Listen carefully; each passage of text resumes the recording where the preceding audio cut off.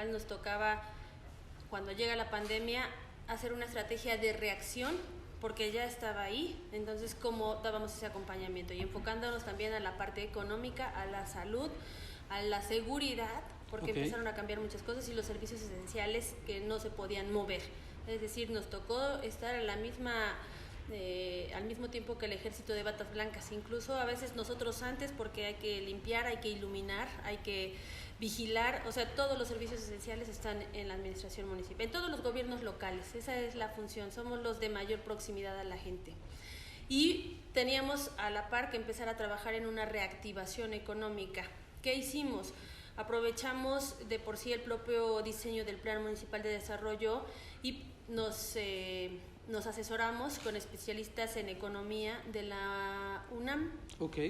Integramos diferentes mesas de trabajo, conjuntas auxiliares, con las diferentes cámaras y organismos empresariales, con el propio Cabildo, y comenzamos a identificar las ventajas comparativas y competitivas que tiene el propio municipio de Puebla, porque muchos de los comercios tuvieron que cerrar, algunos otros se reinventaron, tuvieron que modificar algunas de sus dinámicas, y nosotros teníamos, por un lado, que acompañarles para esa reactivación desde la iniciativa privada, y que la inversión del propio, los recursos del propio municipio pudieran invertirse en tiros de precisión.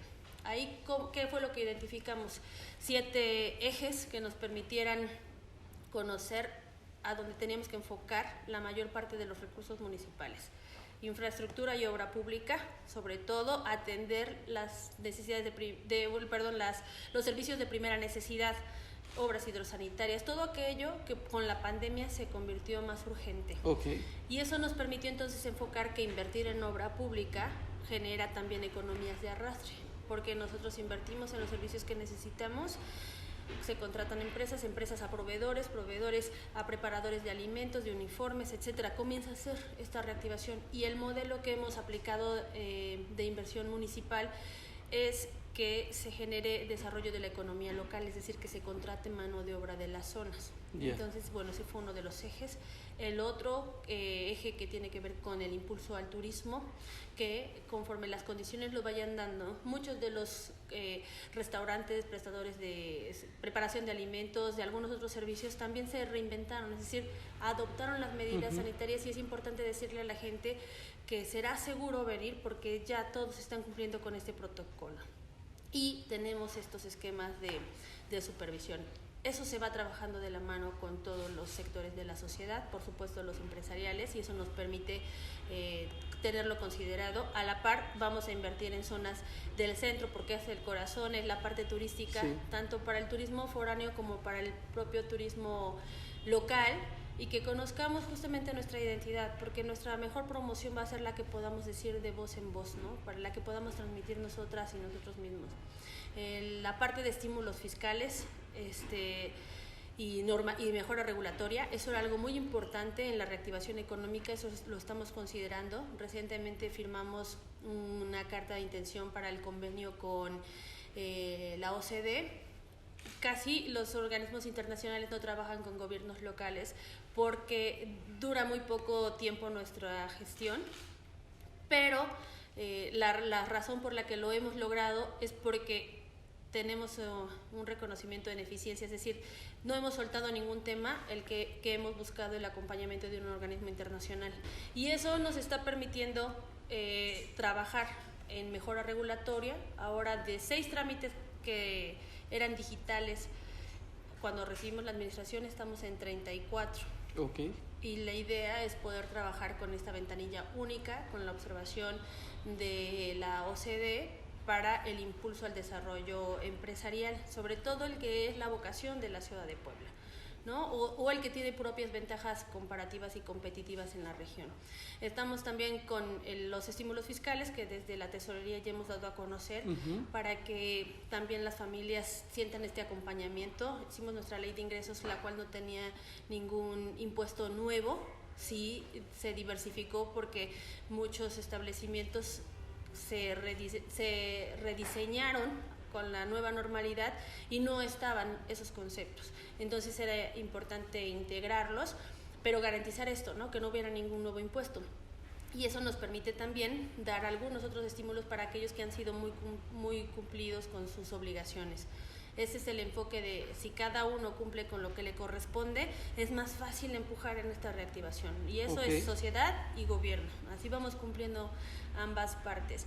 Otra de las características tiene que ver con las acciones de bienestar, que es mucho de la infraestructura social. Ahí el modelo que hemos aplicado en el ejercicio de gobierno, que también he comentado, el cambio o la transformación en el modelo de gobernanza es que dejamos de gobernar a gobernar con, y con es con el mandato popular. Y para que tengas ese mandato hay que generar la participación, es decir, van de la mano la confianza que propicia la participación, y entonces muchos de los programas, el grueso, son participativos. El presupuesto participativo busca democratizar el gasto ante todas las necesidades que pueden ser así y los recursos así, ver la estrategia en la que nos pongamos de acuerdo como sociedad y vayamos bajándole a estos pendientes, a esta deuda social. ¿Y cómo han respondido los poblanos a esta parte de incluirlos? Bien, yo estoy muy sorprendida porque estamos cerrando el año con todo, seguimos en recorrido en colonias, en las juntas auxiliares. Eso es muy importante para mí en la forma de estar rindiendo cuentas semana con semana de cara a la ciudadanía. Y por otro lado, que otras poblanas, otros poblanos de otras partes del municipio que a veces tienen dudas de que estamos con esas brechas de desigualdad en las periferias del municipio, lo puedan ver. O sea, sírvete de testimonio para ambas cosas. Y la respuesta de la gente ha sido muy buena. Ahí puedo confirmar que tienen confianza en esta transformación que está viviendo nuestro país y que en la ciudad de Puebla está ocurriendo de la misma manera, porque se involucran, porque están pendientes. Todas las acciones que estamos realizando vienen de esa participación, es decir, al final las logramos hacer que les pertenezcan a la gente, no como anteriormente, era a la hora de la autoridad en turno, sino es de la gente, y entonces se va empoderando, y eso va a permitir también que tenga esa continuidad, porque ya te pertenece como ciudadano. Mira, una solicitud de muchos ciudadanos, llevaban más de 10 años de que no se les atendía a los mercados, algunos incluso hasta más tiempo. Habíamos hablado desde tiempo atrás de dignificarlos, porque no solamente prestan un servicio, sino los prestadores de esos servicios pasan prácticamente todo el día, ahí viven.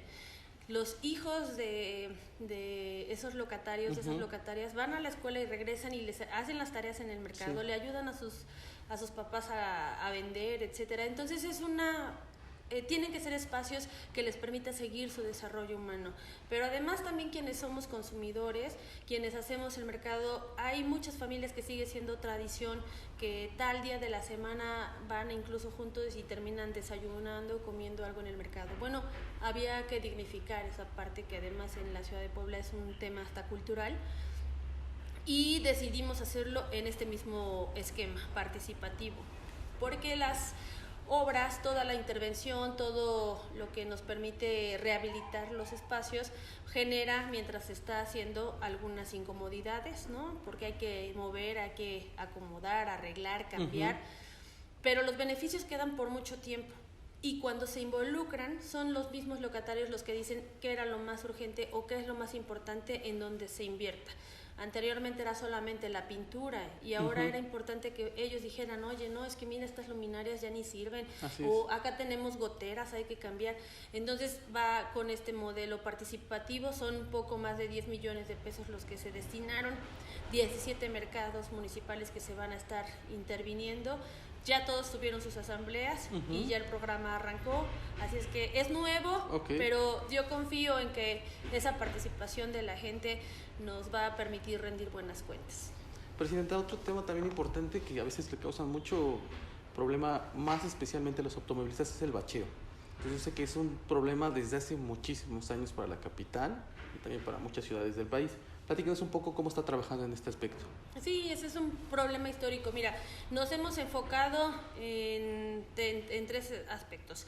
La parte de rehabilitación, la parte de nuevas vialidades y la parte de reacción. El programa del bacheo es una tarea de reacción.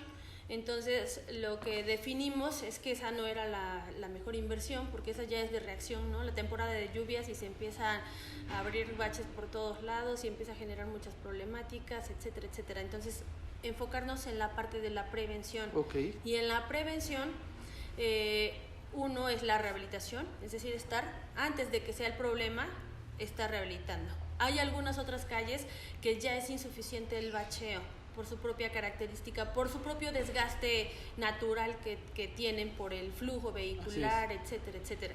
Entonces, luego quedan de tanto parche hasta intransitables de igual manera, esas las rehabilitamos. Y algunas otras donde no había ni siquiera calle, entonces son nuevas. Digamos que esos son los enfoques. Y el del bacheo, que es el de reacción, que también nos sirve como parte del mantenimiento en algunas de las vialidades y de los que surgen en las temporadas de lluvias, poderlo atender.